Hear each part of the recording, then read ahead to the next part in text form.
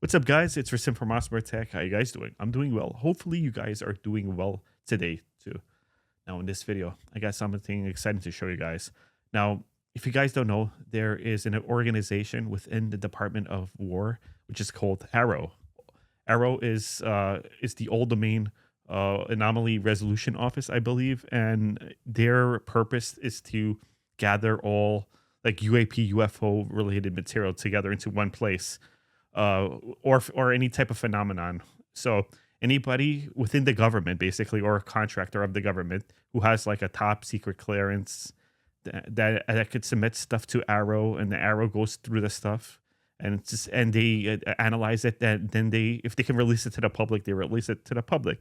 Now, Arrow was created a few years ago. Back in the day, I had some hope for Arrow because who doesn't want a company that primarily focuses in UAPs, and they have the power to look at any classified information that doesn't matter how it's top secret. So it was intriguing to know that the government was actually taking these steps for transparency.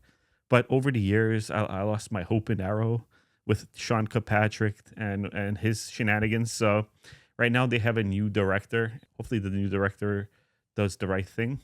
Now, the purpose of this video is to go through Arrow's website and just check it out, see how it looks, and get you guys feedback. All right, so this is Arrow's website right here.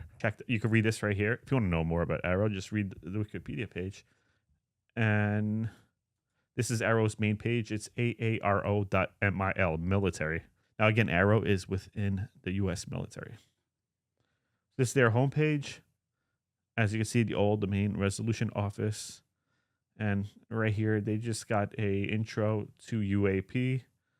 And basically, they just describe what a UAP is. And you got some frequently asked questions down here. And if you go to the About page right here, we have UAP cases. Let's check out UAP cases and inquiries. So right here, links to all. I guess these are all links to the videos. Let's check one out.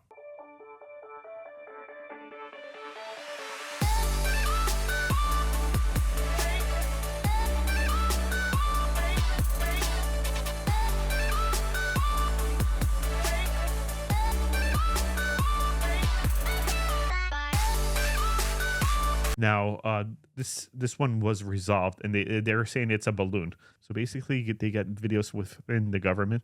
Now, what they do with these videos is they try to debunk them. And with this video, they were able to figure out that it was actually a balloon.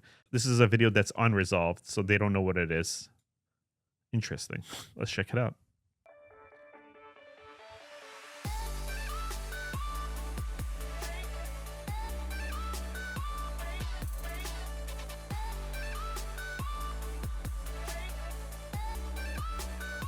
Very cool.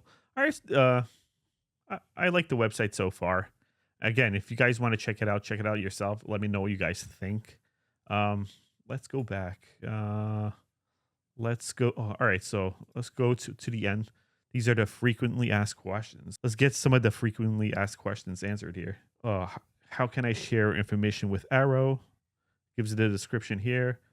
What are the leading explanations for the accounts of UAP reports? So no single explanation addresses the majority of UAP reports.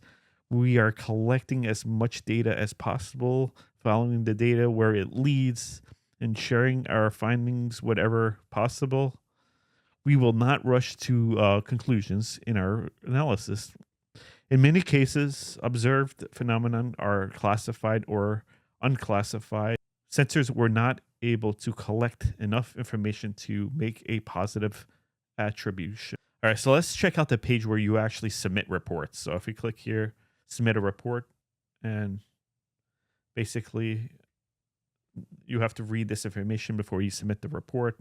And I'll read the beginning of it. Arrow accepts reports from current or former U.S. government employees, service members, or contractors, personnel with direct knowledge of U.S. government programs or activities related to UAP dated back to 1945.